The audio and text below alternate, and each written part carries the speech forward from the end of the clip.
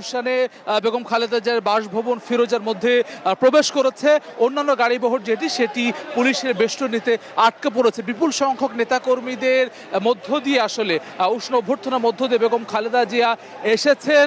এইমাত্র যেই তার বাসভবন, সেই বাসভবনের মধ্যে তিনি প্রবেশ করেছেন ফিরোজার মধ্যে। এখানে অসংখ্য আইন শৃঙ্খলা রক্ষাকারী বাহিনীর সদস্যরা রয়েছেন, চেয়ারপারসন সিকিউরিটি ফোর্সের সদস্যরা রয়েছেন, র্যাবের সদস্যরা রয়েছেন, সেনাবাহিনীর সদস্যরা রয়েছেন, পুলিশ সদস্য সহ অন্যান্য আইন শৃঙ্খলা রক্ষাকারী বাহিনীর সদস্যরা রয়েছেন। আমরা দেখছি বেগম খালেদা জিয়ার বাসভবনের সামনে কিন্তু নেতাকর্মীরা স্লোগান দিচ্ছে, স্লোগান প্রকম্পিত করছেন। পুরো শহর জুড়েই কিন্তু আজকে বেগম খালেদা জিয়াকে অভ্যর্থনা জানিয়ে, স্বাগত জানিয়ে এমন আমরা স্লোগান দেখছি। আমরা সকাল থেকে দেখেছি রাজধানীর বিভিন্ন প্রান্তে যেমন সাধারণ মানুষ, বিএনপি নেতাকর্মীরা এসেছেন দল বেঁধে, বিএনপির দলীয় পতাকা এবং জাতীয় পতাকা হাতে নেতারা তাকে স্বাগত জানিয়েছেন, অভ্যর্থনা জানিয়েছেন। সেই অভ্যর্থনার মধ্য দিয়ে, উষ্ণ অভ্যর্থনার মধ্য দিয়ে কিন্তু আসলে বেগম খালেদা জিয়া একটু আগে প্রবেশ করেছেন। আমরা দেখছি